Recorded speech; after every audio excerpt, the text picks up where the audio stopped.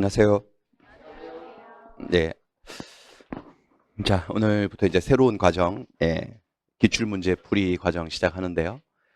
문제를 좀 풀어오셨나요? 풀어오셨어요? 예. 항상 의외네요, 여기는.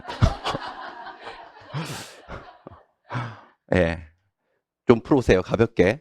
너무 꼼꼼하게 풀어오지 마시고, 대충 어떤 문제가 나왔는지는 이제 보시고 오셔야 되고, 어, OT 좀 하겠습니다. 오리엔테이션, 새 과정이어서. OT는 딴 게 아니고, 이게 이제 문제집을 우리가 푸는데, 이게 문제를 한 번 풀었다고 해서 다 내 것이 되어서 비슷한 문제가 나왔을 때 응용이 되고 잘 그렇게 안 되거든요. 몇 번 반복해서 보셔야 돼요. 그래서 책을 잘 정리해서 이 문제집을 잘 정리해서 반복하는 방법을 조금 팁을 드리겠습니다. OT는 뭐냐면은 객관식 문제집 정리 방법이에요.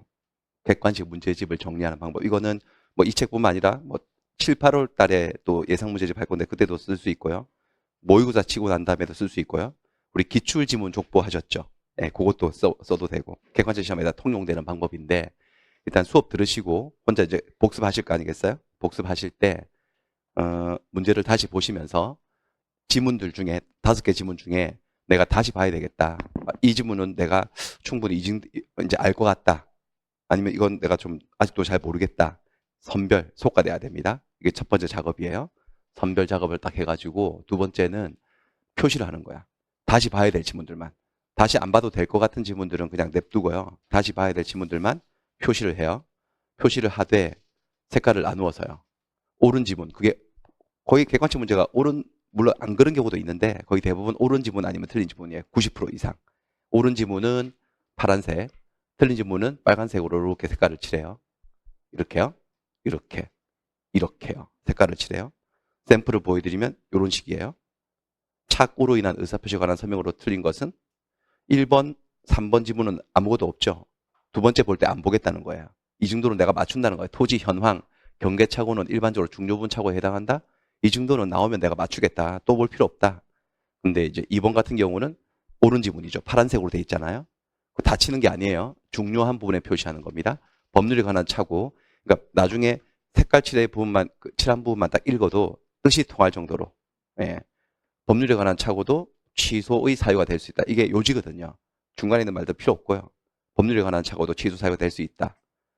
착오가 표의자의 중대한 과실로 인한 것이라도 중대한 과실이라도 상대방이 표의자의 착오를 알고 이용했을 때는 취소할 수 있다. 이렇게 키워드 부분에 이렇게 형광펜을 칠해도 되고요. 그냥 줄 그어도 돼요. 색깔 구별해가지고. 이건 틀린 지문이네. 5번은 빨간색으로 이제 틀린 지문이라고 보여주죠. 매도인의 하자담보 책임이 성립한다면 착오를 이유로 계약을 취소할 수가 없다? 틀렸다는 거죠. 취소할 수 있어요. 그러니까 틀린 지문은 어디가 틀렸는지 이렇게 표시하시고 그 부분을 좀 고쳐놓는 약간 노트 같은 거 해도 되고요. 이렇게 하시는 거예요. 이렇게 복습하실 때. 3번은 뭐 안 보겠다는 거지. 내가 알 것 같으면 이렇게 이런 작업을 쭉 하세요. 그리고 난 다음에 책을 다 만들죠. 그럼 8주 동안 진행되면 책이 다 만들어지잖아요. 그럼 어떻게 해야 될까요? 반복. 반복하는 거죠. 예. 표시한 부분만 있습니다. 그러니까 다시 문제 푸는 게 아니에요. 이게 문제집을 어떤 분들은 그러니까 이렇게 생각하시는 분이 있거든요. 이거 문제 푸는 연습이기 때문에 뭘 적지 않고 하얗게 남겨뒀다가 다시 풀어봐야지 이렇게 하는데 그러니까 공부를 못하지. 그렇죠? 공부하는 요령이 너무 없는 거예요. 아니 이게 문제를 풀었던 건데 수업도 들었던 건데 그거를 갖다가 내가 다시 풀면은 그 기억이 남아있는 잔상이 남아있는데 그걸 틀리는 게 더 이상한 거지 솔직히. 그렇지 않습니까?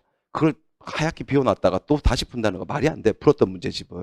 그러니까 이거 문제집이라고 생각하시면 안 되고 그냥 기본서라고 생각하시고 이거를 잘 정리해가지고 한 3번 정도 돌려가지고 비슷한 문제 나왔을 때 맞출 수 있는 그런 어떤 수단으로 삼아야지.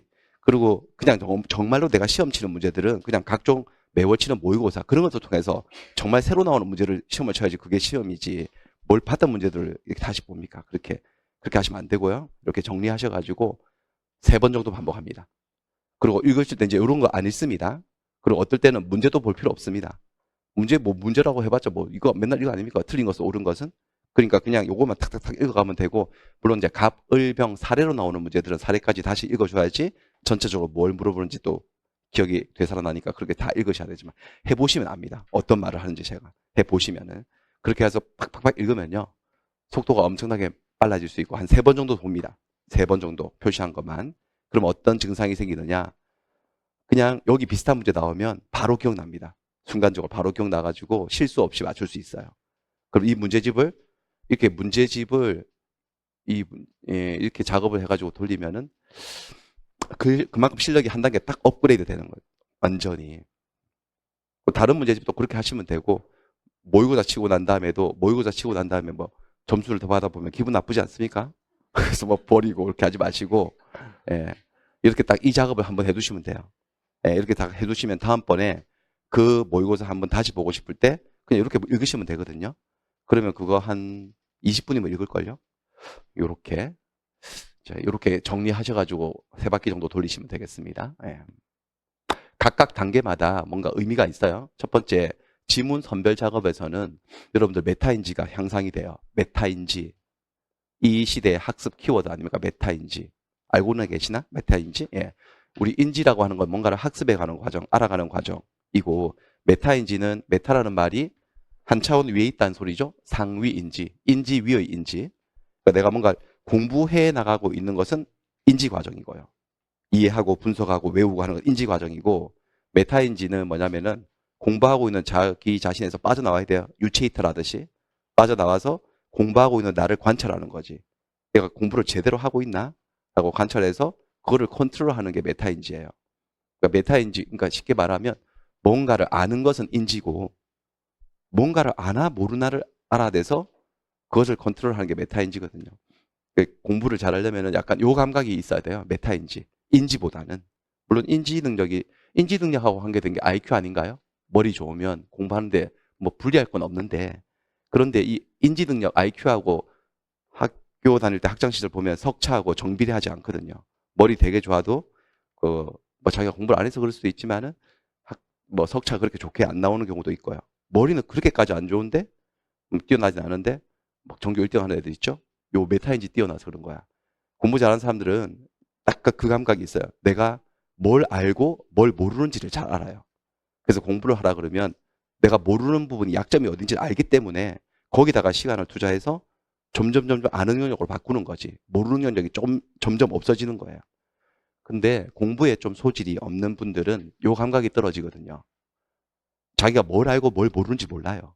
그게 경계선이 애매한 거예요.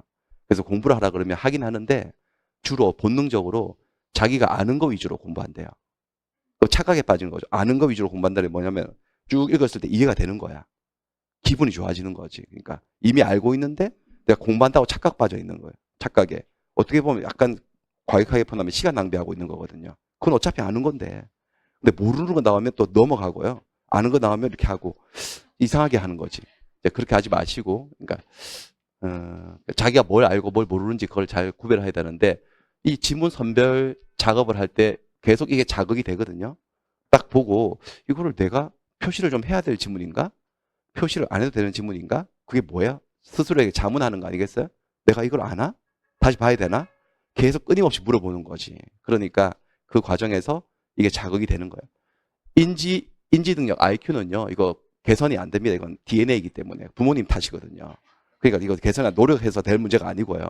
근데 실제로 학습 능력하고 더 밀접한 관련이 메타인지는 향상이 된다 그러거든요. 늘어난다 그러거든요. 물론 좋아진다 그러거든요. 그러니까 이거 좋은 방법입니다. 선별 작업하는 거. 그다음에 그다음에 표시를 하는데 옳은 지문 틀린 지문으로 색깔 구별해서 하는 거는 이게 무슨 색칠 공부하는 게 아니고요. 이거 OX 연습하는 거거든요. OX. 객관식 문제의 본질 아닙니까? 옳은 거 찾아라, 틀린 거 찾아라. 틀린 거 찾아라 그러면 틀린 거 하나에 옳은 거 4개 있는 거고요. 반대는 반대고. 그러니까 계속 결국 본질이 딱 주어진 지문이 O인지 X인지 신속 정확하게 판단하는 게 우리한테 필요한 능력인데 계속 그걸 하는 거 아닙니까? 내가 이거 빨간색으로 그어야 되나? 파란색으로 그어야 되나? 계속 결정하는 거죠. 계속. 이게 보니까 문제가 330문제던데 330문제 곱하기 5개 지문하면 1650개. 뭐 하여튼 그렇습니다. 1600번 정도 계속 OX 판단하는 거야. 계속 아나 모르나 스스로의 질문을 던지고. 그러니까 뭐 학습 능력이 뛰어나 좋아질 수밖에 없겠죠. 그리고 색깔도 다 칠하는 게 아니잖아요. 중요한 부분에 표시를 하거든요. 어디가 키워드인지를 끊임없이 키워드 찾는 연습을 계속 하는 거예요. 어디가 중요한지. 그래가지고 정리가 되고 다 만들어지면 반복을 할 때 여기만 읽으면 되거든요. 그럼 무진장 속도가 빨라집니다. 책 읽는 속도가 엄청 빨라집니다. 이렇게 정리된 책은 이거 다 보는데요. 민법 총칙부터 특별법까지 정리되어 있는 문구 다 보는데 한 3회독 정도 가면요. 제가 생각할 때 한 3시간, 2시간 안에 다 봅니다. 그냥 이 책. 그러니까 민법 전체를 나한테 필요한 지문들을 2-3시간 안에 다 독파를 한다는 거죠. 이쯤 속도가 나면은요. 나중에 이제 시험 문제에서 비슷한 문제 나오면 눈에 팍팍 들어오는 거예요. 그냥 너무 훈련이 돼 있기 때문에. 그렇게 하는 거예요. 그렇게. 한번 해보세요. 예, 해보시고. 그리고 이건 아웃라인이고 꼭 뭔가 딱 형식이 딱 정해져 있는 거 아니에요. 분료식이에요. 분료식. 그러니까 이거 나는 형광펜 싫다 그러면 뭐 볼펜으로 밑줄 그어도 되고 뭐 상관없습니다. 색깔도 난 파란색 싫다 그러면 다른 색깔로 색깔만 구별하시면 되는데 근데 인류 보편적인 감성 아닙니까? 옳은 거는 긍정적인 파란색, 틀린 거는 부정적인 색 이렇게 하시면 되겠습니다.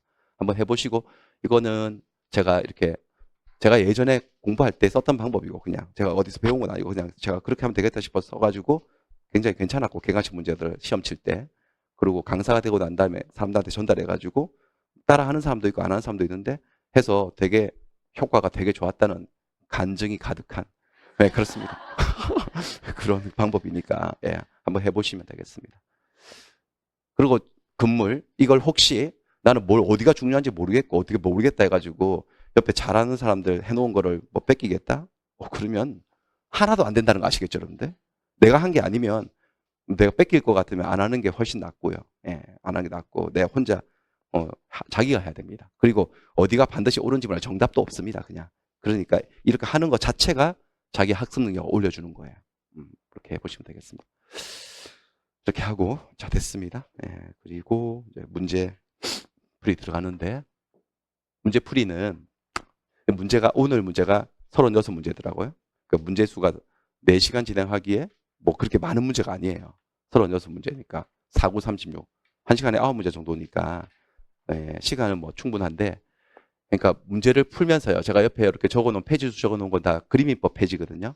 예, 관계된 그림이법 내용도 다시 보고 그렇게 하겠습니다. 지금은 딱 문제만 푸는 게 아니고 다시 한번 또 이론도 다지는 계기로 삼을 거거든요. 문제를 통해서 예, 그렇게 적절하게 섞어가면서 하겠습니다. 예.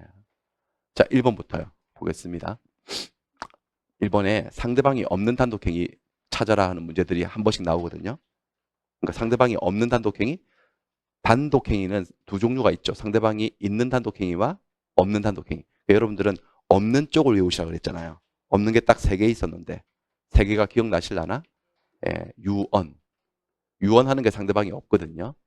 내가 유언을 하는데 내 죽으면 내 이 빌딩은 길동이로 주겠다. 그렇게 유언한 것을 뭐라고 합니까? 유증. 유증은 길동이에게 주겠다라고 말을 했다고 해서 길동이가 상대방이 되는 게 아니라고 했습니다. 어차피 유언은 특정 상대방에 도달하지 않아도 효력이 생기니까 유증도 유언의 일종이고 상대방이 없습니다. 그 다음에 재단법인 설립행위. 재단법인을 설립하는 행위가 상대방이 없는 단독행위고 그 다음에 세 번째가 소유권 포기하는 거. 소유권 포기하는 거. 이렇게요. 이게 상대방이 없는 단독행위고 나머지는 다 상대방이 있다고 여집합으로 그냥 나머지를 외우는 게 아니고 저 3가지를 외우고 나머지는 전부 다 상대방이 없다 이렇게 있다 이렇게 하시면 되죠. 착오로 인한 계약을 취소한다. 취소를 하려면은 그 계약을 상대방에게 취소 의사표시를 해서 의사표시가 상대방에게 도달을 해야지 효과가 생기거든요. 상대방이 있죠. 무권 대리로 체결된 계약에 대해서 본인이 추인한다. 추인을 한다. 본인이 추인하는 것을 누구한테 해야 되느냐? 무권 대리인에게 할 수 있어요, 없어요? 있죠. 상대방에게도 할 수 있고 승계인에게도 할 수 있고 어쨌든 추인의 의사표시가 상대방에게 뭐 해야 되는 거죠? 도달해야지만 효과가 생기거든. 상대방이 있는 거예요. 미성년자가 법률행위를 할 때 법정대리인 동의받고 해야 되지 않습니까? 법정대리인 동의해 준 거 아버지가 아들에게 그래 해라 계약해라 하고 동의해 주는 거. 그 동의의 의사표시가 미성년자에게 도달을 해야지만 그 효과가 생기겠죠. 상대방이 있고요. 그 다음에 이행불능으로 인한 계약해제. 이행불능 계약을 했는데 매도인이 자기가 판 집을 불내가지고 소유권 이전을 못 해주게 되었어. 귀책 사유로. 그럼 매수인 채권자는 계약을 해제하는데 그 해제한다는 말을 매도인에게 해야 되지. 매도인에게 의사표시가 도달해야 되거든요. 그러니까 이런 것들은 다 상대방이 있는데 손자에 대해서 부동산을 유증했다. 할아버지가 내 죽으면 이거는 이 빌딩은 첫째 손자 주겠다라고 유언하신 거예요. 그게 손자가 유언 내용 속에 들어있다고 상대방이 있다고 착각하시면 안 된다 그랬습니다. 그리고 상대방이 없죠. 4번이 답이 되겠습니다. 한번 볼게요. 14페이지 가가지고 14페이지로. 그림인법 14페이지입니다. 법률행위 종류 파트에서 법률행위를 단독행위, 계약, 합동행위로 나누는데 단독행위는 하나의 의사표시만으로 이루어진다. 상대방이 있는 경우도 있고 없는 경우도 있다. 그래서 제가 상대방의 괄호를 딱 쳐놨어요. 그림이 상징적이잖아요. 없는 경우도 있고 있는 경우도 있다는 그런 거 상징이죠. 상대방이 있을 땐 상대방에 도달을 해야지만 효력이 발생하고요. 상대방이 없을 땐 상대방에 도달하지 않아도 의사표시 효력이 생긴다. 세 가지 유언, 유증, 소유권의 포기, 재단법에서 이쪽을 외우시고 나머지 여집합은 다 상대방이 있다라고 외우신다고. 그 다음에 소유권의 포기는 상대방이 없어요. 특정인에게 의사표시하는 게 아니에요. 하지만 소유권이라도 공유 지분권을 포기하는 거예요. 공유 지분권도 소유권의 일종이거든요.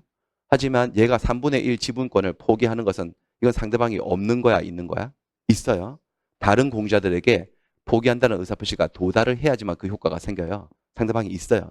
공유 지분권 포기는. 또 소유권의 포기는 상대방이 없는데요. 제한물권 포기, 예컨대 이런 전세권, 저당권, 지상권 이런 거 포기하는 건 상대방이 있어요. 누구한테 해야 될까요? 설정자, 소유자에게. 전세권 포기한다는 의사표시를 해서 얘한테 도달을 해야지만 효과가 생기는 거야. 그러니까 권리 포기라고 무조건 다 상대방이 없는 게 아니에요. 소유권의 포기는 상대방이 없지만은 다른 전세권, 지상권 아니면 공유지분권 포기, 합유지분권 포기 딱 봐도 상대방이 있어 없어요? 그런 건요. 있죠. 그렇습니다. 채권 포기는 어때요? 상대방이 있는 것 같아, 없는 것 같아? 채권, 돈 받을 채권을 포기하는 거. 있지. 누구한테 해야 돼요? 채무자에게. 그러니까 그런 건 상대방이 있는 거지. 요것만 상대방이 없는 거예요. 또 하나 더 하자면 점유권 포기도 상대방이 없다고 하는데 잘 안 나오고요. 예. 그 다음에 해제 같은 경우는 상대방이 있는 단독행위인데 해제하고 또 구별해야 될 게 우리가 뭘 배웠느냐? 뭐예요? 합의해제. 합의해제는 이건 상대방이 있는 경우야, 없는 경우야? 있죠. 이건 아예 계약이에요. 이건 단독행위가 아니라 아예 뭐죠?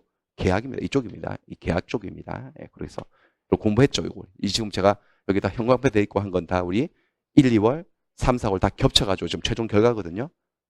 그죠? 4개월 동안 배웠던 게 여기 남아 있어요. 예, 수업 다 했던 내용들이에요. 예, 그렇습니다. 자, 그 다음에 다시 돌아가겠습니다.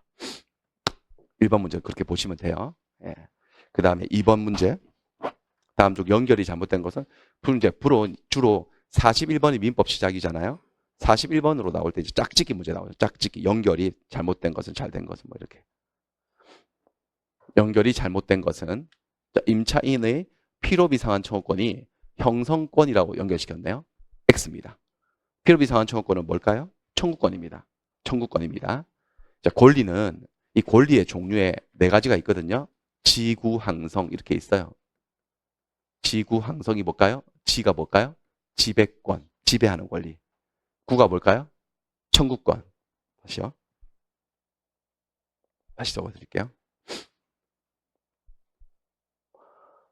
지구, 항성, 지구, 항성 이렇게 지구는 항성이다. 지가 뭐라고요? 지배권. 구는요? 청구권. 항은요? 항변권. 성은요? 형성권. 이렇게 4가지가 있어요. 예, 4가지가 있어. 권리의 작용 방식에 따라서. 물권은 뭐죠? 소유권, 저당권, 지상권은 넷 중에 뭐예요? 이런 것들. 물권은요? 지배권이에요. 물건을 지배하는 권리잖아요. 채권은 뭐예요? 넷 중에 채권은요? 청구권이에요. 채권자가 채무자에게 일정한 행위를 청구하는 권리예요. 청구권이에요. 동시 이행은 항변권은요? 항변권이겠지. 뭐 항변권이라고 그랬는데 항변권. 그렇죠? 그다음에 취소권, 해제권 이런 거 뭘까요? 추인권 이런 거요.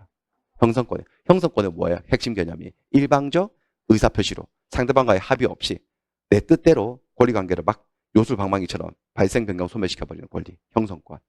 그런데 여기서 이제 뭐가 문제가 되냐면 시험 문제 전통적인 문제가 뭐냐면 이게 표현은요. 무슨 청구권 이렇게 돼 있어요. 근데 실상 청구권이 아니라 형성권인 것들이 제법 있거든요. 청구권이라고 표현되어 있지만 그게 이런 것도 있습니다. 제가 밑에서 적어놨는데 무슨 각종 매수 청구권요. 매수 청구권 뭐 있나 한번 떠올려보세요. 앞에 뭐 매수 청구권이 있던가? 지상권에서 지상권자가 갱매 스토리 있었잖아요. 그죠? 전속계약 끊었는데 건물이 현존하면 계약갱신 청구할 수 있죠. 그건 청구권이야. 청구하는 거야. 거절받을 수도 있거든요. 거절받으면 지상물 매수 청구권 기억나시나요? 지상물 매매 청구권은 청구하는 게 아니에요. 네가 사. 그러면 일방적 의사표시로 매매가 이루어진다면서요. 그러니까 지상물 매주 청구권은 무슨 권이죠? 청구권이 아니고 형성권이에요. 외울 게 아니고 이제 감각을 가져보세요. 부속물 매주 청구권이라는 것도 있었습니까? 부속물. 건물 임대차에서 건물의 임차인이 임대차 기간 중에 임대인 동의받아서 부속시켜 놓은 물건. 그 임대차가 종료되면 사라고 할 수 있어 없어요? 있어요. 그거요. 사라고 플리즈 청구하는 거 아니에요. 요건 갖춰지면 사. 그럼 바로 매매예요, 그냥. 무슨 권이죠, 그런 거? 형성권. 그러니까 제가 뭐라고 부르면 지매, 부매 이렇게 부르지 않습니까? 물냉, 비냉 이렇게 져요. 지매, 부매 이런 것들 다 형성권이에요. 청구권 아니에요. 형성권이에요. 그 다음에 각종 무슨 증감 청구권 있잖아. 돈 올리고 내리고 하는 권리. 지상권에는 뭐가 있습니다. 지상권에는 지료, 증감 청구권. 전세권에는 뭐 있을까? 전세금, 증감 청구권. 임대차에 가면 뭐가 있을까요? 차임, 증감 청구권. 모조리 전부 다 뭐예요? 형성권이에요. 이건 올려달라 내려달라 그렇게 플리즈가 아니에요. 그러니까 사정 변경이 있으니까 다음 달부터 이만큼 올리겠다고 통보하는 거야. 일방적 의사표시로. 근데 그게 사정 변경이 없는데도 올리면 물론 다툼이 생기겠지만 어쨌든 이런 무슨 증감 청구권들은 모조리 다 무슨 권? 형성권이에요. 형성권이에요. 그 다음에 무슨 소멸 청구권이 다 형성권이에요. 의무 위반 시에 소멸시켜버리는 권리. 예컨대 지상권으로 가면 지상권자가 지료를 2년 이상 연체를 하면 뭐 소멸 청구권이에요? 지상권, 소멸 청구권. 전세권에 가면 전세권자가 용도를 지키지 않고 이상하게 쓰면요. 전세권, 소멸 청구권. 그런 거 있습니다. 그렇죠? 그런 것들을 전부 다 뭐라는 거죠? 형성권입니다. 이게 무슨 소멸시켜달라고 나가달라고 플리즈 이렇게 청구하는 게 아니라고 이게. 꺼져 이 소리지 않습니까? 그냥 일방적 의사표시로 없애버리는 권리거든요. 다 형성권이에요. 그 다음에 공유물 분할 청구권이요. 공유관계에서 공유자들은 언제든지 분할 청구할 수 있죠. 저거 분할 청구하는 거 아니에요. 분할 관계로 들어가자라고 통보해서 분할 관계 협의할 의무가 생기게 만드는 형성권이야. 이것들이 형성권이에요. 전부 다. 청구권으로 돼 있지만 청구권이 아니라 형성권이에요. 청구권은요. 말 그대로 청구를 해서 이게 청구했다고 바로 내 뜻대로 되는 게 아니고 상대방이 이행을 해줘야지만 내가 권리 만족을 보는 게 청구권이거든요. 이런 게 청구권입니다. 진짜로. 임차인이 임대인에게 내가 임차물에 돈을 이만큼 써서 수선시켰으니까 돈 주세요. 수선비 주세요. 라고 필요비상환 청구하는 거. 제가 샤워기 고친 거 있지 않습니까? 그렇죠? 그런 거 기억나시나? 그거 달라고 하는 청구권이 이게 일방적 의사표시로 돈이 나한테 입금시키게 만드는 그런 형성권이 아니고 얘는 진짜 뭘까? 얘는 청구권이에요. 진짜 채권이에요. 진짜 금전 채권이라고. 얘는 청구권이에요. 형성권 아니에요. 그 정도 적어두시면 되고요. 그 다음에 그 답이 1번이에요. 1번이 잘못된 거야. 지명채권 양도. 지명채권이 지명이 지명 뭘로 주돼요? 그냥 일반 채권. 여러분들이 우리가 보통 알고 있는 채권이 지명채권이야. 채권자가 특정되는 채권을 지명채권이라 하거든요. 갑이 을에게 돈 1억 빌려줬어. 그럼 1억 갚으라고 할 수 있는 채권이 있잖아요. 그게 지명채권이에요. 그런 채권도 팔아먹을 수 있어 없어요? 있죠. 채권 양도하는 건 준물권행위예요. 준물권행위. 준자 떨어뜨리면 뭐가 있을까요, 여러분들? 물권행위. 물권행위, 준물권행위 개념 좀 아셔야 되지. 14페이지로 또 가볼까요? 다시 한번 가보겠습니다. 14페이지. 우리 법률행위 종류 파트에서 법률행위 분류 방식에 의무 부담 행위하고 처분 행위 이 구별이 좀 어렵고 그랬었는데 의무 부담 행위는 이 행위를 통해서 의무가 발생하기 때문에 이행이라는 문제를 남기고 이땐 의무를 부담하는 거기 때문에 무권리자, 이 물건의 소유자가 아닌 자가 해도 의무 부담 행위는 효력이 발생할 수 있고 하지만 처분을 하는 행위, 종국적으로 권리를 완전히 넘겨버리는, 없애버리는 뭐 그렇게 최종적인 권리 변동을 일으키는 처분 행위는 이행 문제를 남기지 않지. 이걸로 끝이지. 이게 마지막 끝이죠. 그래서 이건 처분 권한이 있는 자만 할 수 있어요. 처분 권한이 없는 무권리자가 하게 되면 무효 처리되는데 이 처분 행위에 물권 행위가 있고 뭐가 있더라? 준 물권 행위. 그 물권 행위는 물권 설정해 주는 거. 물권 만들어내는 거야. 지상권, 전세권, 저당권 이런 거. 소유권 넘겨주고. 물권의 변동을 일으킨다면 물권 행위. 물권 이외의 다른 권리를 처분한다면 뭐라 한다고요? 준 물권 행위. 예컨대 여기 채권 양도가 2번 나왔네. 채권 양도. 그러니까 을이 갑에게 돈 1억 받을 채권이 있어. 이런 게 지명 채권이거든요. 요 채권을 양도한 거야. 을이 병에게. 채권 양도는 양도의 합의가 있으면 즉각적으로 채권이 넘어가 버려 그냥. 채권이 확 넘어가 버린다. 양도의 합의가 이루어지면. 그러니까 양도를 하고 난 다음에 얘가 또 뭔가를 해야 될 이행 문제는 남기지 않는 처분 행위라고요. 근데 처분한 게 물권을 처분했어요? 물권이 아닌 권리를 처분했어요? 물권이 아닌 채권을 처분했죠. 그럴 때를 뭐라고 부른다고요? 준물권행위. 둘 다 어디에 속한다? 처분행위. 따라서 채권이 없는 사람은 채권 양도를 할 수가 없습니다. 자기가 없는데 어떻게 양도를 해 그거를. 채권이 없는 자가 채권 양도하면 양도 무효 처리되겠지. 그런 말이에요 이게요. 아시겠죠? 예, 됐습니다. 그러니까 우리가 매매 계약을 한다? 매매 계약을 하는 것은 의무부담 행위이기 때문에 계약 당시에는 매도인이 매매의 목적물에 권한이 없어도 소유권이 없어도 할 수 있어 없어요? 있다고 해서 계약은 유효하다. 하지만 실제로 소유권을 넘겨주는 행위요. 이건 물권행위이기 때문에 무권리자가 이 짓을 하면 효과가 생길 수가 없다. 뭐 이런 거에서 이 부분을 좀 잘 정리해 두셔야 되겠습니다. 그래서 지명채권, 채권의 양도는 뭐에 속한다? 준 물권행위에 속한다. 자, 부동산 매매 계약을 해서 소유권을 취득한다. 매매를 해서 소유권을 취득하는 것은 원시 취득이 아니라 승계 취득. 승계 중에서도 이전적 승계. 맞죠? 중에서도 포괄 승계가 아니라 무슨 승계? 특정 승계입니다. 네, 특정 승계고요. 부동산 점유취득쇼 완성했어요. 완성하고 등기를 해야 되겠죠? 뭐 당연히. 등기하면 소유권을 취득하는데 얘는 원시취득이죠. 새 소유권 발생하는 원시취득이고요. 자, 무권대리에서 추인 여부 확답의 최고는 누가 누구에게 하는 거죠? 무권대리 상황에서 누가 누구에게 하는 게 최고죠? 상대방이 누구에게? 본인에게 하는 거. 무권대리인에게 하면 돼, 안 돼? 생각해보면 안 되지. 그냥 뭐 최고가 뭐 추인할래 말래 물어보는데 무권대리인에게 물어보면 돼야 안 돼요? 안 되지. 누가 누구에게 하는 거라고? 상대방이 본인에게 야, 네 아들이 위임장 위조해서 네 이름으로 해놓은 개야. 어떻게 아버지로서 책임질 거야 말 거야? 답해줘. 라고 촉구하는 거 아니면 촉구. 옛날 일본식 용어여서 지금 새로 만들어지는 법에는 최고라는 단어가 안 쓰이거든요. 촉구라는 소리예요. 이건 최고. 무슨 최고, 무슨 거절 이런 것들은 의사표시가 아니라 뭐라고 했죠? 의사의 통지로서 뭐에 속한다? 준 법률행위에 속한다. 이것도 한번 눈도장 찍고 갈까요? 13페이지 가서요. 13페이지로 가서. 그러니까 문제집을 통해서 공부를 다시 하는 겁니다. 이 문제집을 다시 푸는 게 아니에요, 여러분들. 푸는 게 아니고 잘 표시해뒀다가 그거는 그 엑기스 되는 지문들만 빨리빨리 보고 이 문제집을 이만큼 풀고 난 다음에 진도 나가고 난 다음에 다시 그림이 보러 돌아와서 이만큼 진도 나간 것만큼 다시 또 눈으로 발라야 돼요. 계속 반복해가지고 이걸 외우는 거예요. 지금부터 이 책을. 시험장 가면 여기 오른쪽 아래에 있었는데 왼쪽 위에 있었지 않나? 이렇게 막 이미지처럼 떠올리게 계속 보는 겁니다. 그렇게 하시라고 제가 11월부터 다른 책 하나도 안 쓰고 계속 이 책만 돌리고 있잖아요. 계속. 책도 얇아가지고. 그렇습니다. 그래서 이건 뭐냐면 의사표시를 하는 행위를 법률행위라고 하고 의사표시는 들어있지 않은데 적법한 사람의 행위, 그 행위에 따라서 효과가 생기는데 의사표시는 법률행위는 그 속에 의사표시가 들어있어서 당사자의 의사대로 효과가 생겨. 이런 것들을 하게 되면. 근데 이건 준법률행위는 그 속에 의사표시가 들어있지는 않아서 이 행위를 하게 되면 법률 효과가 발생해요. 의사대로 아니면 법에 정해진 대로. 행위는 행위인데 내 의사대로 효과가 생기는 게 아니에요. 법에 정해진 대로 효과를 발생시키는 사람의 적법한 행위를 준법률행위라 하고 외울 것은 의사의 통지와 관념의 통지. 요거만큼만 좀 외워주시라는 거지. 의사의 통지, 무슨 최고, 무슨 거절. 이게 다 뭐예요? 의사의 통지. 이 부분 외우시라고 제가 말씀드렸잖아요. 그쵸? 3, 4월 수업할 때 이거 한번 여기만 외우시면 된다고. 그 다음에 채권 양도 통지. 자, 관념의 통지는 다르게 뭐라고 하던가 여러분들? 사실의 통지. 어떤 사실을 말해주는 거야. 내 의사를 표시하는 게 아니고. 이런 건 다 의사를 표시하는 거죠. 취소하겠다, 해지하겠다, 나랑 계약하자, 그래 하자, 뭐 추인하겠다, 면제시켜줄게. 자기 의사를 표시하는 반면에 얘는요.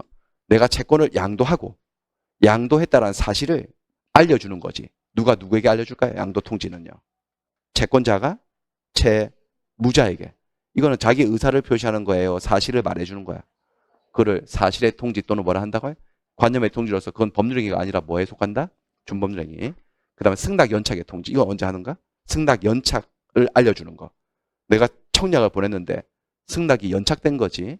근데 발송일을 보니까 늦게 붙였어? 빨리 붙였어? 빨리 붙였는데 이상하게 온 거야. 늦게 온 거야. 우편물 배달 사고로. 그럴 때 청약자는 지체 없이 네가 보낸 승낙이 연착되었다는 사실을 알려줄 책무가 있지 않습니까? 배우셨죠? 그건 자기 의사를 표시하는 게 아니고 그냥 팩트를 말해주는 거죠. 늦게 왔다고. 요게 뭐라고? 요게 뭐에 속한다고요? 준법률행위. 조금 하나 더 욕심을 내자면 요거 125조 대리권 수요 표시한 표현 대리도 대리권 수요 표시자로 끝났다고 이게 의사 표시라고 하면 X입니다. 갑이 을에게 대리권을 주지 않았으면서 병을 만나서 내가 대리권을 을에게 줬다라고 떠벌리는 것을 대리권 수요 표시라고 하죠. 이거는 내가 대리권을 줬다라는 사실을 말하고 있는 거지 의사를 표시하는 게 아니에요. 이런 게 관념의 통제, 이런 동안. 그래서 요 정도 외우시면 돼요. 여기만. 여기 자꾸 보셔야 되는 거죠. 일정한 주기로 외워질 때까지. 됐습니다. 자, 그래서 됐고요. 여기 자, 답은 1번이었습니다. 1번. 그 다음에 3번. 다음 중 서로 잘못 짝지어진 것은 다시 짝짓기 문제인데요. 저당권을 설정하는 게 설정이라고 했는데 이전적 승계인 건 아니겠죠? 무슨 승계죠? 설정적 승계겠죠. 이 설정적 승계입니다. 답이 1번이에요. 소유권을 포기하는 것은 상대방이 없어요. 전세권 포기하는 것. 상대방이 있어요. 공유 지분권 포기는 상대방이 있어요. 합유 지분권 포기는 있어요. 생각해보면 있는 것 같죠? 그 느낌들은. 소유권 포기는 딱히 상대방이 없고요. 그 다음에 청약자가 청약을 보냈는데 승낙이 늦게 왔다고 알려주는 거. 뭐라고 이게? 관념의 통지, 다른 말로 사실의 통지, 분류상 어디에 속한다? 준, 법률행위에 속한다. 법률행위다. 이렇게 나오면 X입니다. 법률행위 아니고요. 무주물 선점에서 소유권 취득하는 거 원칙 취득이고요. 무권대리 추인 여부에 대해서 확답을 상대방이 물어보는 거, 이게 의사의 통지, 준법률행위입니다. 그 다음에 4번. 자, 법률행위의 효력이 발생하기 위한 요건이 아닌 걸 찾아라. 효력이 발생하기 요건? 한번 따져볼까요? 하나씩. 대리행위를 하는데 대리권이 존재해야 됩니까? 그래야지 효력이 생깁니까? 그쵸? 존재 안 하면 무슨 대리라고 부릅니까? 이거를. 무권대리. 그럼 효력이 생기지? 않죠. 효력이 생기게 만들 수도 있지, 본인은. 뭐 해서요? 추인해서. 추인 안 하면 기본적으로는 효력이 생기지 않으니까 이 법률행위의 효력이 생기기 위한 요건이죠, 이게. 요건입니다. 정지 조건부로 계약했어요. 이게 정지 조건이 성취되어야지 효력이 생기나요? 맞죠? 그러니까 조건 성취가 법률행위의 효력 발생 요건이지. 정지 조건이 성취되기 전에 효력이 생기지 않으니까 효력 발생 요건 맞지? 농지 매매계약 거래계약을 했어요. 농취증 아시죠? 농지법에서 배우시잖아요. 이거 발급받아야지 농지 매매계약의 효력이 생기나요? 아닙니다. 농지 매매계약은 체결하면 바로 효력이 생기고 이 농취증이라 하는 것은 내가 농지를 취득할 자격이 있다는 걸 증명하는 서류일 뿐이죠. 나중에 뭐 할 때 필요합니까? 등기 신청할 때 첨부해야 될 서류일 뿐이지 이걸 아직 발급 안 받았다고 이 계약이 효력이 생기지 않는 것은 아니므로 이건 효력 발생 요건이 아니죠. 3번이나 나왔거든요. 이거. 그 다음에 계약 법률행위를 했어요. 법률행위 내용, 목적, 적법해야 된다. 적법해야지만 효력이 생기나요? 계약의 내용이 적법해야지만. 그렇죠. 계약의 내용이 강행법규를 위반하면 무효가 되지 않습니까? 맞습니다. 효력 요건입니다. 토지거래 허가구역 내에서 토지거래계약을 토지매매계약을 했는데 관할관청 시장 군수구청장의 허가를 받아야지만 효력이 생기나요? 그렇죠. 효력 요건이죠. 그렇습니다. 그런데 여기 효력 요건인데 한번 정리를 하고 가겠습니다. 16페이지로 가서요. 그림입법 16페이지로 가서 16페이지 보시면 법률행위의 효력 요건이 정리되어 있는데 효력 요건도 컨셉이 2개예요. 일반적인 효력 요건이 있어요. 일반적인 게 있으며 뭐도 있을까요? 아래쪽에 특별한 효력 요건도 있어요. general, special 이렇게 있어요. 일반적 효력 요건은 어떤 법률 행위이든지 간에 어떤 형태든지 간에 이건 다 갖춰야 돼요. 효력이 생기려면. 이걸 우리가 엄청 오랫동안 배웠어요. 당목의에서 당사자는 권의행 3가지 능력이 있어야 되죠. 계약의 효력이 생기려면. 맞죠? 그 다음에 계약의 목적, 법률행위 내용은 확가적사해야 되죠. 그래야지 효력이 생기지.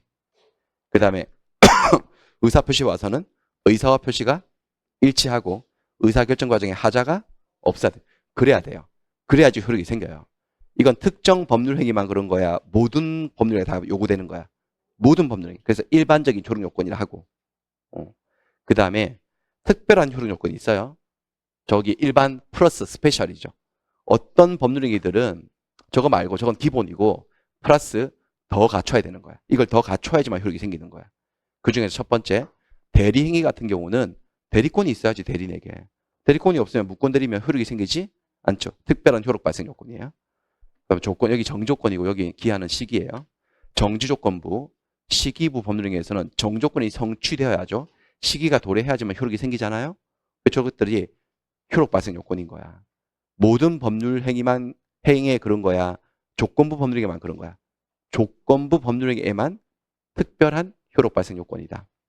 유언 같은 경우는 보통 다른 법률행위들은 법률행위 당사자가 죽어야지 효력이 생기는 게 아니거든. 살아있을 때 효력이 생기거든요. 근데 유언은 사후행위라고 해서요. 또는 사인행위라고 해서 그 법률행위 당사자가 죽어야지만 효력이 생깁니다. 유언한 자가 살아있는 동안은 유언의 효력이 생기지 않습니다. 모든 법률행위가 그렇습니까? 유언만 그렇습니까? 유언만. 그래서 뭐라고 부른다? 특별 효력 요건. 토지거래 허가 구역 내에서 토지 매매 계약을 했어? 관할과청의 허가를 받아야지 효력이 생기죠? 다 그래요. 이 구역만 그래요. 이 구역만. 그래서 뭐라고 부른다고요? 특별 효력 요건. 근데 요거 물을 때마다 맨날 약방에 감초처럼 같이 끼어 나오는 게 요 농지증 얘기라고요. 3번 됐다고 3번. 농지증은 여기 보시면 되죠. 등기 신청할 때 필요한 서류지. 내가 농지 취득할 자격이 있다는 걸 증명하는 서류지. 계약의 효력 발생 요건은 아니어서 농지증 아직 발급 안 받았어도 매매 계약을 체결하면 효력은 발생을 한다. 그건 효력 발생 요건이 전혀 아니다. 이렇게 정리되어 있습니다. 그리고 여기를 계속 보셔야 되는 거예요. 여기로 에너지를 집중. 어느 책을 봐도 다시 한번 여기를 눈두장을 찍고 그림비법에 이렇게 한 바닥에 정리돼 있었지. 계속 봐가지고 막 시험 칠 때까지 계속 봐가지고 시험장 가면은 이게 막 서운하게 떠오르게 그렇게 만드는 게 우리의 목표 아닙니까? 예. 자, 그 다음에 넘어가겠습니다. 그 다음에는 자, 법률행위 제2장 법률행위입니다. 다음 중 효력 규정이 아닌 것을 모두 골라보세요. 자, 문제 파악도 잘 하셔야 되는데 문제가 뭘 원하는지 효력 규정이 아닌 걸 찾아라. 뭘 찾아라? 단속 규정 찾아라. 단속 규정. 강행 규정에는 효력 규정이 있고 단속 규정이 있는데 단속 규정을 찾아볼까요? 부동산 등기 특별조치법상 중간 생략 등기를 금지하고 있는 규정이 뭐죠 저게? 단속 규정입니다. 대표적인 1번 타자죠. 단속 규정입니다. 단속 규정이기 때문에 중간 생략 등기를 금지했는데 했어 얘들이. 하면 처벌을 받죠. 처벌이 곧 이퀄 단속이에요. 단속을 받지만 그좀 웬만한 지역에서 하면 토지거래 허가구역이 아니라면 등기 자체는 효력이 인정이 돼야 안 돼요. 되죠. 미등기 전매계약도 효력은 인정받죠. 토지거래 허가구역 내에서 하면 안 되죠. 그러면 이제 날아가지만 공인중개사법상 개공이 중개 의뢰인하고 직접 거래하면 처벌받죠? 3.3으로 처벌받나요? 예, 처벌받아요. 그걸 금지하고 있죠. 그러니까 단속 처벌받으니까 강행법규는 강행법규인데 실제로 직접 거래해보면 거래계약 자체는 인정이 되죠. 계약은 유효하다고 인정해주지. 무슨 규정이죠 이게? 단속 규정이네. 단속 규정이네. 단속 규정이네. 그 다음에 공인중개사법상 개공이 중개사법에 규정되어 있는 중개보수를 법정 한도를 초과해서 의뢰인으로부터 뭘 받기로 한 거야. 이건 금지돼 있죠? 하면 또 처벌받죠? 1.1인가 이번에는? 3.3인가? 됐어요. 뭐 그럼 우리 민법의 문제는 아니지만 처벌 규정이 있을 거 아니겠어요? 초과해서 받았을 때 금품 받는 행위를 금지하고 있는 규정. 얘는 효력 규정이에요. 얘는 효력 규정이어서 초과해서 받기로 계약을 하면 처벌에 그치지 않아요. 계약 자체를 날려버려 그냥. 초과해서 받기로 하는 받는 행위, 그 약정, 초과 수수료 받겠다는 계약은 무효 처리됩니다. 그렇죠? 그러니까 얘는 무슨 규정이다? 효력 규정이죠. 다만 전부 무효인 것은 아니고 법정 한도를 초과한 부분만 무효 처리되죠. 그러니까 초과된 부분까지 지급할 필요 없고 이미 지급했으면 달라고 할 수 있어 없어 돌려달라고. 부당이득 반환 청구할 수 있고 그렇게 되겠습니다. 답은 기억, 니은 이렇게 되겠습니다. 기억, 니은. 그러니까 여기서 다시 한번 우리는 효력 규정하고 단속 규정을 외우셔야 되는 거지 구별해서. 잠깐 한번 또 책으로 가볼까요? 19페이지. 19페이지로 가보겠습니다. 아니죠. 앞으로 가야 되네. 여기요. 단속 규정이 보통 이제 강행 규정 이러면 법 규정이 강행 규정하고 임의 규정 나눠질 때 보통 강행 규정이 효력 규정인 것이 원칙이거든요. 그래서 대법원은 아예 얘들이 이퀄이라 강행 규정이 효력 규정을 말하고 단속 규정은 별개라고 그렇게 태도를 취하고 있어요. 그러니까 이게 예외적이고 이례적인 거니까 이쪽을 외우시고 나머지 강행 규정은 다 효력 규정이다 이렇게 하시면 돼요. 그래서 단속 규정인 것들이 중간 생략 등기, 미등기 전매를 금지하고 있는 것 단속 규정이고 등기 원인 허위 기재 금지 조항 이것도 단속 규정이에요. 등기 원인 허위 기재 금지는 28페이지에 뭐하고 관계 있는 건가? 부자지간의 증여 사례. 부자지간에 아버지가 아들에게 증여를 했잖아. 진실로는. 근데 등기 신청할 때는 뭐 했다고? 매매로 허위 기장해서 신청한 거지. 증여세 안 내려고. 그러면 그들은 처벌받아요, 안 받아요? 처벌도 받지만 등기 원인을 허위로 기재했다고 등기가 무조건 무효가 되는 것은 아니고, 아들은 분명히 아버지한테 증여받은 사실이 있기 때문에 증여를 매매라고 허위로 기재해서 등기 신청해서 등기를 가져와도 아들은 소유자가 된다, 안 된다? 되죠. 증여계약도 효력이 인정이 되고 매매만 무효 처리되죠. 가장매매로서. 등기 원인 허위 기재하면 처벌하겠다는 것은 처벌 규정입니다.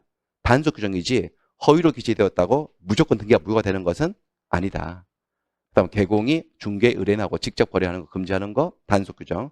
국민주택 일정한 사업 주체가 건설 공급한 국민주택 같은 경우는 일정 기간 분양한 때로부터 일정 기간 전매가 금지돼 있지만 그것을 위반해서 전매 금지 기간 내 전매 약정을 맺었다고 해서 불이익을 받을 뿐이지 전매 약정이 무효가 되는 것은 아닌 단속 규정.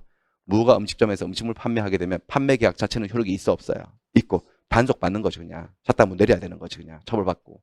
단속 규정들이고 나머지들은 다 효력 규정들이에요. 일반적으로 무등록 증개업 금지 규정 뭐 이런 게 쭉쭉 있습니다. 이렇게 이제 나머지들은 효력 규정이에요. 요 정도 외우시면 우리 시험에 충분하고 이게 하나 있긴 한데 우리 시험에 나올 가능성 거의 없어 보입니다. 그래서 수업도 안 하고 있는데 됐습니다. 요 정도 보시면 되고요. 그래서 풀어볼까요? 예. 2번 문제. 다음 중 무효인 법률행위는 무효인 걸 찾아보고. 그러니까 무효가 되는 사연들은 되게 다양하거든요. 그렇죠? 그래서 하나씩 이제 판단을 해보면 돼요. 개공이 임대인으로부터 임대인이 되어서 직접 의뢰인과 직접 계약을 체결해 버렸죠. 이거는 하면 안 되죠. 사실은 하면 처벌받지만은 단속 규정이어서 요 임대차 계약은 유효인가요, 무효인가요? 유효. 지금 문제의 요구는 무효인 걸 찾아달라고 했으니까 답이 될 수 없어요. 중개자 자격이 없는 자가 우연히 일회성으로 이 판례 아시죠? 예. 중개를 업으로 한 게 아니에요. 계속적 반복적 의사를 가지고 한 게 아니고 한 차례 한 거죠. 그냥 동창들 간에 거래를 중개한 거죠. 그래서 중개 행위를 하고 알선을 하고 적정 수준으로 지나치게 과도하지 않았어요. 수수료를 받기로 한 약정, 이건 중개사법이 금지하고 있는 행위가 아니죠. 이 약정은 효력이 있어 없어요? 있죠. 유효입니다. 유효입니다. 민사입니다. 여기서 포인트는 민사. 민사 사건을 수임한 변호사가 의뢰인하고 사이에서 체결된 적정 수준의 성공, 승소하면 돈을 더 받기로 하는 약정? 유효, 무효? 유효. 이건 유효. 반사적 계약이 아니죠? 여기를 민사를 뭐로 바꾸면? 형사로 바꾸면은 바로 무효입니다. 반사적 계약입니다. 형사사건 수임한 변호사가 저 짓을 하면 안 되죠. 그 다음에 4번은 뭐냐면 매도인이 여기는 키워드가 실수로예요.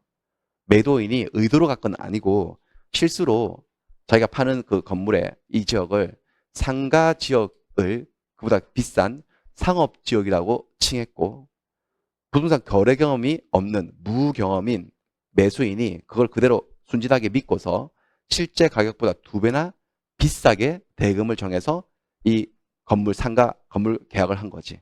자, 그럼 이게 뭐하고 관계된 거죠? 이거? 민법 제104조 뭐예요? 불공정한 법률행위. 불공정하다고 지금 주장하는 거예요, 지금. 주장한다면 누가? 매수인이, 매도인이? 매수인이. 제가 2배나 비싸게 샀으니까.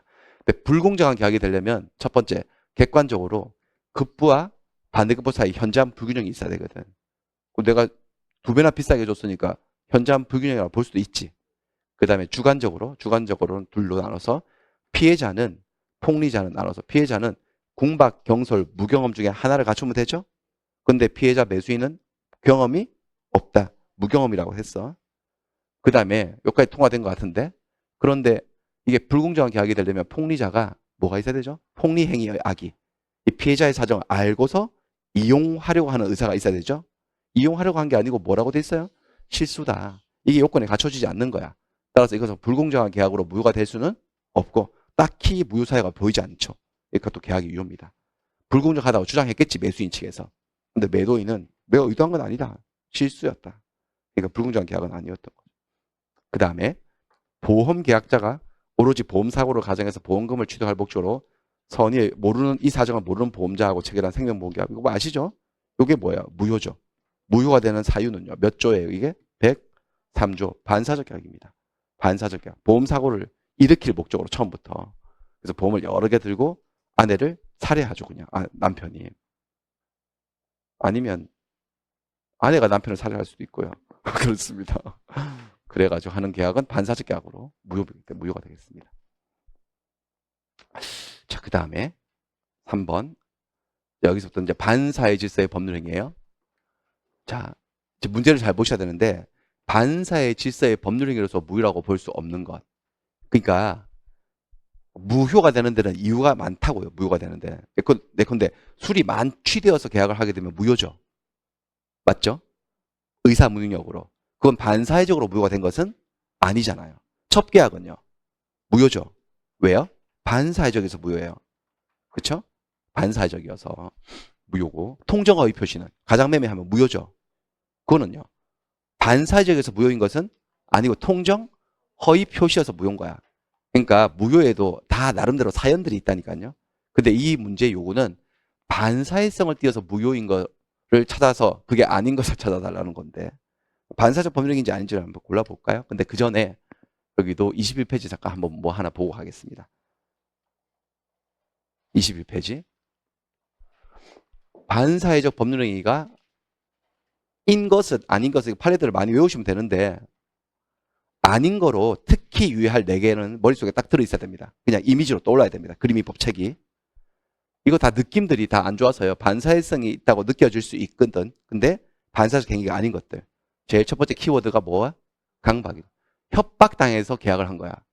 오토바이를 어제 산 오토바이를 얘가 칼 들이대고 안 주면 죽이겠다 그래가지고 쫄아가지고 준 거지.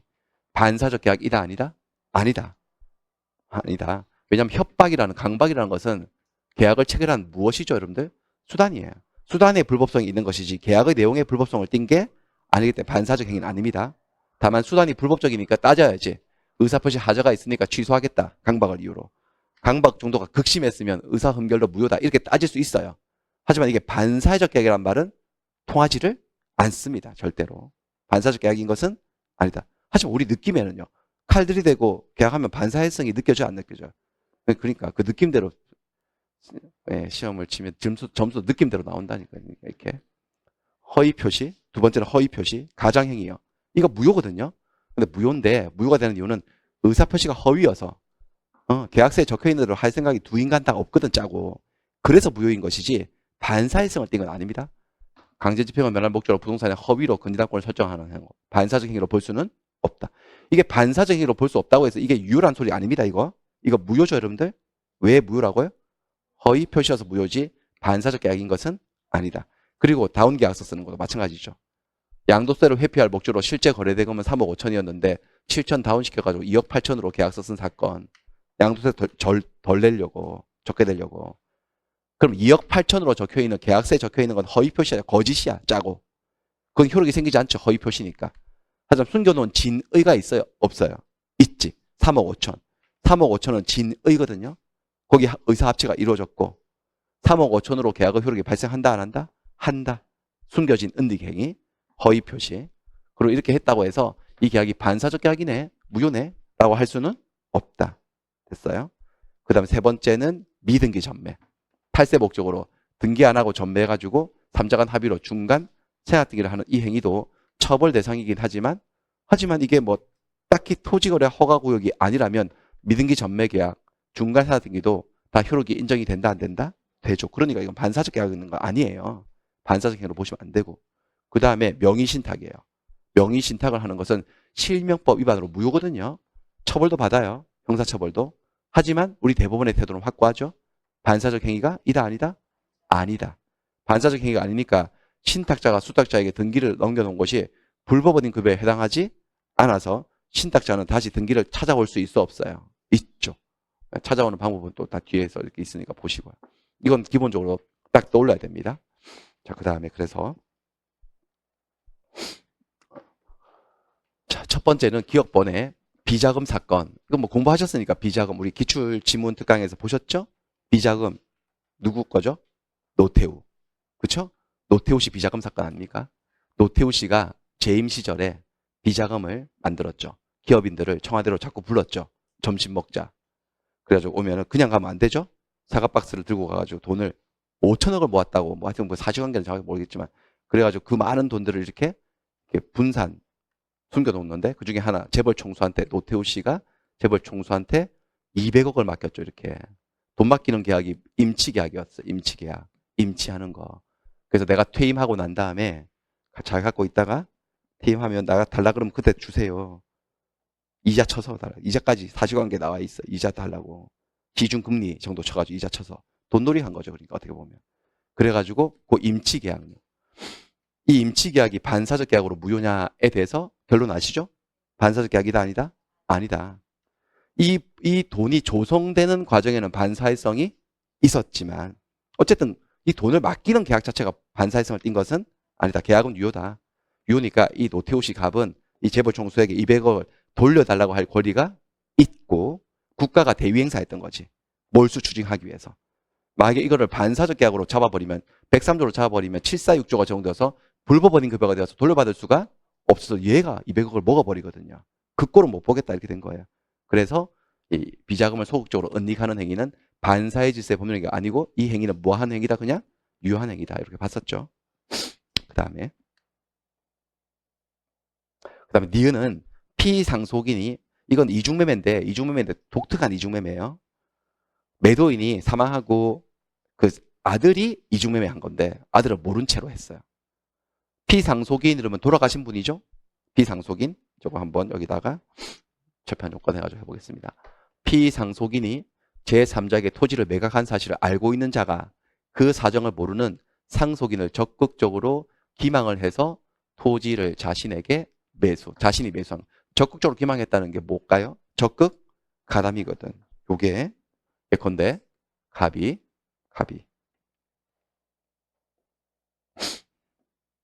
잠깐만요.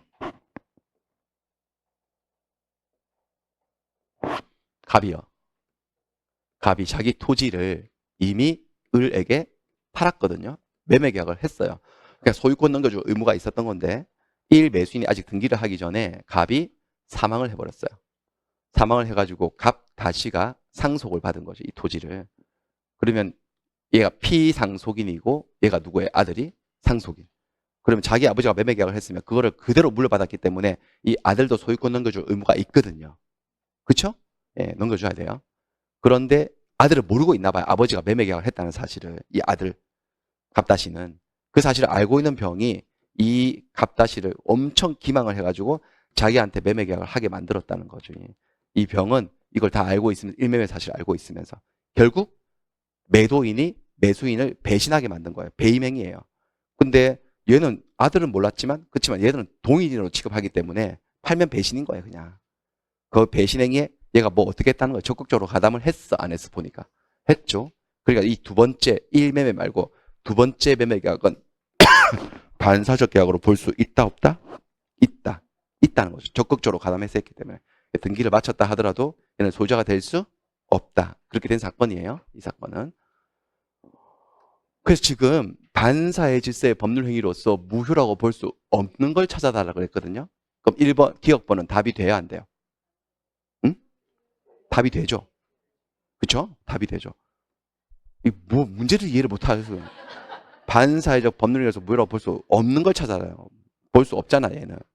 얘는 답이 되지 않고 얘는 반사적 행위니까 답이 될 수 없고요. 그렇죠? 예. 그 다음에 강제 집행을 면할 목적으로 부동산의 허위로 근저당권을 설정하는 행위는 이건 무효는 맞는데 반사회적 법률 행위인 것은 아니니까 반사적 행위로서 무효라고 볼 수 없는 게 맞죠 얘는. 다른 이유로 무효가 되는 거지. 답이고요. 이건 답이고. 아니 근데 문제가 뭘 말하는 건지 몰라가지고 틀리겠네 이거는. 문제 해석이 안 돼가지고. 양도소득세를 회피할 목적으로 실제 거래대금보다 낮은 금액으로 다운계약서를 작성해서 매매계약을 체결했다고 해서 이 매매계약이 반사회성을 띠게 되는 것은 아니고 그래서 이것도 반사적 법률을 무효라고 볼 수가 없는 경우죠. 기억, 디귿, 리얼 이렇게 되겠습니다. 답 4번이 되겠네요. 자, 그다음에 4번 반사회 질서의 법령에 해당하는 것 뭐 위에 나온 계속 반복해서 나옵니다. 예. 법령에서 정한 한도를 초과하는 부동산 중개 수수료 지금은 중개 보수라고 부르지만 옛날에 이렇게 불렀죠. 이 약정은 무효는 무효인데 반사회성을 띈 건 아니죠. 답이 될 수 없어요. 이게 반사회성을 띈 거라면 준 사람도 한번 줘버리면 돌려받을 수가 없게 되는데 실제 사건은요. 보통 의뢰인들은 돌려받을 수 있어 없어요? 있죠. 그러니까 이건 강행법규 위반으로 무효인 것이지 반사회성을 띄었다고 보지는 않는 거예요. 강제집행은 면한 목적으로 허위로 근저당권을 설정하는 행위, 반사적 행위가 아니고 뭐 보험당기 또는 다수의 보험계약을 통해서 보험금을 부정 취득할 목적으로 체결한 보험계약이 반사적 계약으로 무효고 비자금, 반사적 행위로 불법적으로 조성된 비자금을 소극적으로 숨기려고 누군가에게 맡기는 계약이 반사회성을 띠지는 않았고 뭐 양도세를 회피할 목적으로 실제 거래 가액보다 낮은 금액 다운 계약서를 쓴 것도 반사적 계약이 아니고 3번. 그 다음에 5번. 반사회 질서의 법률행위에 해당해서 무효로 되는 것. 해당하는 것. 해당하는 것. 강박. 성립 과정에 계약 체결 과정에 강박, 협박이라고 하는 불법적인 방법, 수단이 사용된 것에 불과한 계약 내용 자체는 불법성이 없고 계약을 체결한 수단과 방법이 불법성이 있다. 이건 반사적 법률행위 이다 아니다? 아니죠. 아닙니다. 일단 답이 되면 안 됩니다. 이거는.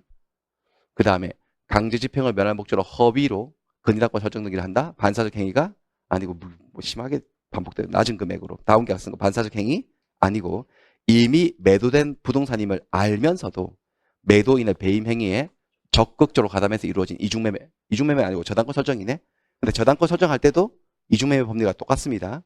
그러니까 이거 나한테 이미 계약되어 있는 건물이어서 나한테 저당권 설정해주면 안 된다는 걸 내가 알면서도 설정해준다 그러길래 그냥 받았어. 그건 상관없어. 거기까지 상관없어서. 악의 정도는. 하지만 뭐 했다는 거예요. 이렇게 적극적으로 가담해서 저당권 설정 계약을 체결했다면 저당권 설정 계약도 반사회성을 띄어서 무효가 된다고 하죠. 네. 그래서 답은 리얼이 되겠습니다. 6번까지만 해볼까요? 반사회 질서의 법령에 해당하지 않는 것. 그리고 여러분들 요즘은 그게 기억, 니은, 디귿 해서 지문이 딱, 그러니까 보기가 박스형 문제 딱 3개만 나오는 게 요즘 유행이거든요. 대세지 않습니까, 저거? 저렇게 한 10문제 넘게 저렇게 나오더라고요. 옛날에는요, 기억, 니은, 디귿, 리얼, 미음, 비읍, 시옷 이렇게 해가지고요. 엄청 이렇게 그렇게 됐는데 요즘은 3개를 내는 게 추세예요. 요거는 이제 어쨌든 이런 박스형 문제는 소거법을 써야 됩니다, 여러분들. 확실한 것들은 지워가면서 보기에서 지워가면서 하다 보면 다 안 풀었는데 답 나올 때 있거든요. 그렇게 하시고 계시죠. 볼까요? 반사회 질서의 법령에 해당하지 않는 것. 2023년도에 체결된 형사사건에 관한 변호사의 성공보수약정. 이거 반사적 계약 맞죠? 이거 예전에 2023년이라고 연도를 명시해 준 이유는 이 판례가 바뀐 게 2015년이거든요. 2015년 이전까지는 대한민국에서 형사사건을 수임한 변호사가 성공보수약정 받는 게 못돼서 멀쩡한 계약이었어. 유효한 계약이었는데 요때 바뀌었거든요. 그러니까 2023년도에 체결되었으면 바뀐 판례에 하면 반사적 계약으로 무효가 맞은 거야. 맞아요. 근데 문제는 반사의 질서의 법령에 해당하지 않는 것을 골라달라고 했죠? 그럼 기억번이 들어있으면 돼요? 안 돼요? 안 되죠. 기억번이 들어있는 걸 다 날려야 돼, 이렇게. 벌써 3개가 날라갔어요. 그러면 여기 니은하고 맞나? 니은하고 이렇게 2번, 4번 남았네? 2번, 4번 남았으니까 디귿이 공통점이니까 이제 니은만 판단하면 끝이지 않습니까? 그쵸? 니은이네. 디귿은 볼 것도 없고. 이거 비자금 사건이네, 그럼 쉬운. 비자금을 소극적으로 은닉 위해서 체결한 임치계약이 반사적 계약인 것은 아니니까 해당하지 않는 거. 그러니까 니은은 꼭 들어있어야 되네. 기억은 들어있으면 안 되고 니은은 반드시 들어있는 것. 이거밖에 없지 않습니까 지금? 4번밖에 없어요. 근데 문제는 이게 되게 웃기는 게 디귿이 최신 판례였거든. 당시 기준으로 2019년도 판례인데 사람들이 모르는 판례였어요. 최신 판례여서. 근데 최신 판례긴 한데 이거 디귿은 몰라도 이 문제 푸는데 아무 상관이 없지. 기억 니은에서 그 결판이 나버리지. 소거법을 써버리면요. 근데 이 사건은 이건 뭐냐면은 상해보험 계약이었는데 산모가 우연한 사고로 인한 태아의 상해에 대비해서 자신을 보험 수익자로 자기가 보험금을 타겠다는 거죠. 태아를 피보험자로 보험에 들어서 그러니까 자기 출산 5개월 전 산모였어요. 그 상태에서 갑이 을회사하고 보험회사 현대화재 해상 뭐 거기 보험회사하고 상해보험 계약을 체결해요. 상해보험 생명보험 말고 여러분들 생명보험은 보험사고가 피보험자가 죽는 거죠. 죽어야지 보험금이 나오죠. 안 죽으면요. 안 나와요. 상해보험은요. 다쳤을 때 나오는 거죠. 다쳤을 때. 근데 이제 이걸 보험계약자라 그러고요.